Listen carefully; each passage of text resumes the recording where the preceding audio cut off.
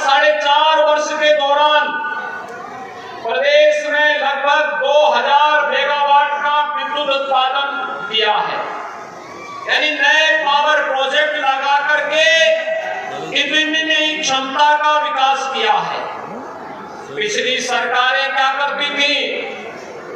बहुत महंगे दाम पर पावर परचेज एग्रीमेंट करती थी और उसके नाम पर उसका बोझा प्रदेश की जनता पर डालती थी, जिससे बिजली भी नहीं मिलती थी, लेकिन बड़े बड़े बिजली के बिल आ जाते थे, गरीब तबाह होता था, परेशान होता था। आज भाइयों बहनों, सरकार ने बिजली 24 घंटे देने की जो कार्रवाई प्रारंभ की है, उसमें आपका हरिद्वारगंज का जो थर्मल पावर का स्टेशन स्थापित हुआ है, एक बड़ी भूमिका का निर्वहन करेगा। प्रदेश के अलग अलग जनपदों में जो सब स्टेशन स्थापित हुए हैं, यह भी सब स्टेशन वहां पर विद्युत की निर्बाध आपूर्ति में मदद करेगी। और बहुत अच्छा कार्य विगत 4.5 वर्ष के अंदर पावर कारपोरेशन ने किया। 1,21,000 गांवों में बिजली का इंफ्रास्ट्रक्चर दिया, बिजली की लाइन पहुंचाई और 1,28,00,000 लोगों को फ्री में बिजली देने का कार्य भी, इतने परिवारों को देने का कार्य किया है, वह पावर कारपोरेशन ने किया है। और भाइयों बहनों, इसलिए जिससे आपके जीवन में परिवर्तन लाया जा सके। मैं जानता हूं, जब यहाँ पर हम इस पावर प्रोजेक्ट का स्वयं उपस्थित होकर के लोकार्पण कर रहे हैं, कुछ लोगों को लखनऊ में सपने आ रहे होंगे और उनके सपने में भगवान कृष्ण आ रहे होंगे और कह रहे होंगे कि अरे अपनी नाकामयाबियों पर अब तो रो जाओ, जो कार्य तुम नहीं कर पाए वह बीजेपी की सरकार ने कर दिया है। भगवान कृष्ण उनको कोस रहे होंगे और इसलिए कोस रहे होंगे क्योंकि भगवान कृष्ण ने उनको ये भी जरूर कहा होगा कि जब तुम्हें सत्ता मिली थी तो मथुरा, वृंदावन, बरसाना, गोकुल, बलदेव के लिए कुछ नहीं कर पाए, लेकिन वहां पर कंस को पैदा करके जवाहर बाग की घटना जरूर करवा दिए थे। यानी ये हरकतें थी पिछली सरकार की। वहां पर कृष्ण से मतलब नहीं, उनको भगवान कृष्ण से मतलब नहीं था, वे तो कंस के उपासक थे और कंस को ही पैदा भी करते थे। और तब वही कंस जब पैदा होते थे तो जवाहर बाग की घटना भी घटित होती थी, जिसमें एसपी सीटी मुकुल द्विवेदी भी शहीद हुए थे। भाइयों बहनों, आज मैं आप सबसे कहने के लिए आया हूं, 2012 से 17 के बीच पहला दंगा कहीं हुआ था, उसी मथुरा की धरती में कोसी कला से प्रारंभ हुआ था। जवाहर बाग की घटना उसी मथुरा जिले में हुई थी। मुजफ्फरनगर का दंगा कौन भूला होगा? अलीगढ़ में विवाद कौन भूले हैं? बरेली में दंगों की लंबी श्रृंखला और इस पश्चिमी उत्तर प्रदेश में बेटियों की सुरक्षा के साथ जो खिलवाड़ होता था, ये किसी से छुपा हुआ नहीं है। और इसलिए भाइयों बहनों, पिछले 4.5-5 वर्ष के दौरान मैं कह सकता हूं, उत्तर प्रदेश में हमारे जनप्रतिनिधियों, प्रशासन, पुलिस और सभी ने मिलकर के जो कार्य किया है, आज उसका परिणाम है उत्तर प्रदेश दंगा मुक्त प्रदेश बन गया है। अब भाइयों बहनों, प्रदेश में गन्ना उत्पादन होता है। पहले गन्ना नहीं, पहले दंगों का उत्पादन होता था। अब प्रदेश में गन्ने का उत्पादन हो रहा है और गन्ने का उत्पादन हो रहा है तो फिर साथा चीनी मिल वंचित कैसे रह जाएगी? हमारी सरकार ने तय किया है साथा चीनी मिल, पुरानी मिल जो पुरानी पड़ चुकी थी, क्षमता जिसकी बहुत कम थी, यहाँ पर नई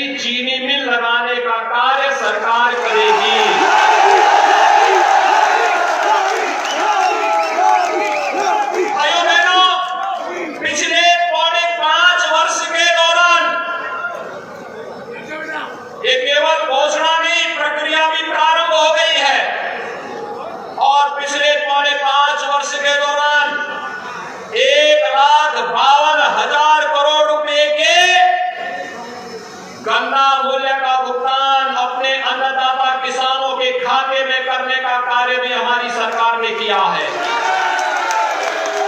पहले किसानों को पैसा नहीं मिलता था, चीनी मिलें बेची जाती थी, औने दाम पर चीनी मिलें बेची जाती थी, दलालों को उसमें हावी करवा दिया जाता था, अराजकता का तांडव होता था।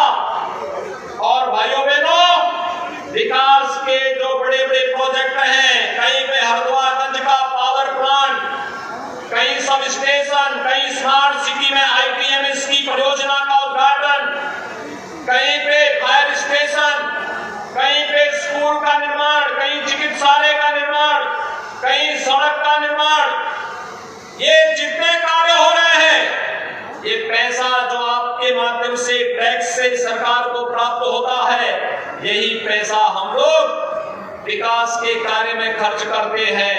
पहले यही पैसा कहां जाता था?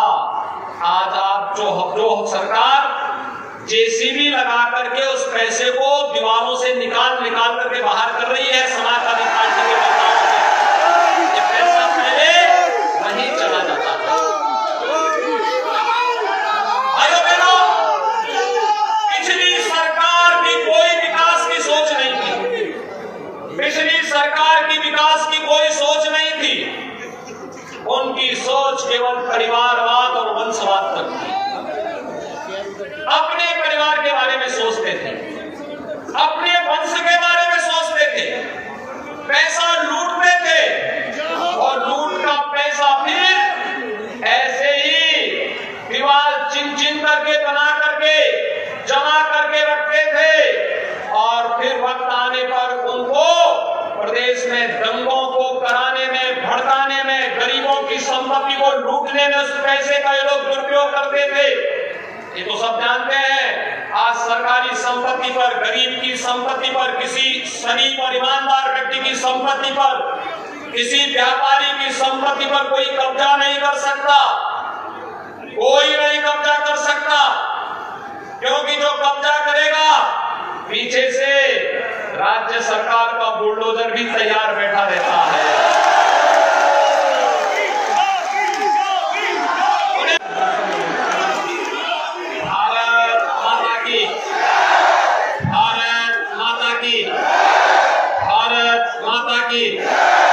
वंदे वंदे वंदे। आज के इस कार्यक्रम में मंच पर उपस्थित प्रदेश सरकार में मेरे वरिष्ठ सहयोगी, प्रदेश की ऊर्जा मंत्री पंडित श्रीकांत शर्मा जी, प्रदेश सरकार में गन्ना और चीनी विकास विभाग के मंत्री श्री सुरेश राणा जी, प्रदेश सरकार के ही मंत्री श्री संदीप सिंह जी, लोकप्रिय सांसद श्री सतीश गौतम जी, माननीय सांसद श्री राजवीर दिल्ली सिंह दिलेर जी, आज के इस कार्यक्रम में उपस्थित माननीय विधायकगण, श्री राजकुमार सहयोगी जी, संजीव राणा जी, अनिल पराशर जी, रविंद्र पाल सिंह जी, अनूप वाल्मीकि जी, दलवीर सिंह जी, विधान परिषद सदस्य श्री मानवेंद्र प्रताप सिंह जी, श्री जयवीर सिंह जी, भारतीय जनता पार्टी के जिलाध्यक्ष श्री ऋषिपाल सिंह जी, उत्तर प्रदेश सरकार में श्रम विभाग के समिति के अध्यक्ष श्री रघुनाथ सिंह जी, श्री आरपी सिंह जी, भारतीय जनता पार्टी महानगर अध्यक्ष श्री विवेक सारस्वत जी, आज के इस कार्यक्रम में उपस्थित भारी संख्या में उपस्थित अलीगढ़ जनपद से जुड़े हुए सभी भाइयों बहनों, एक साथ यहां पर के नागरिकों को 7,100 करोड़ रुपए से जुड़ी हुई परियोजनाओं का उपहार प्राप्त हो रहा है, जिसमें 6,012 करोड़ रुपए की लागत से 660 मेगावाट क्षमता की तापीय विद्युत परियोजना का लोकार्पण के साथ ही प्रदेश के अलग अलग जनपदों में लखनऊ, हरदोई, लखीमपुर खीरी, अमेठी, फिरोजाबाद, गाजियाबाद, जालौन, बांदा व मऊ में 822 करोड़ रुपए की लागत से विद्युत सब स्टेशन का निर्माण का लोकार्पण और साथ ही गोरखपुर, महाराजगंज और मऊ में Uttar Pradesh power transmission corporation limited के 3 उपकेंद्रों का, जिनकी लागत 167 करोड़ रुपए है, इसका शिलान्यास भी आज संपन्न हो रहा है। अलीगढ़ से जुड़ी हुई स्मार्ट सिटी मिशन के साथ ही चिकित्सालय, शिक्षा के केंद्रों और विकास से जुड़ी हुई 255 करोड़ रुपए की 113 परियोजनाओं का भी आज यहाँ पर शिलान्यास और लोकार्पण हो रहा है। और साथ ही जब लोकार्पण और शिलान्यास के कार्यक्रम हो तो युवा कहां से वंचित रह पाएगा। अलीगढ़ कमिश्नरी के 2000 युवाओं को टैबलेट और स्मार्टफोन वितरण का भी कार्यक्रम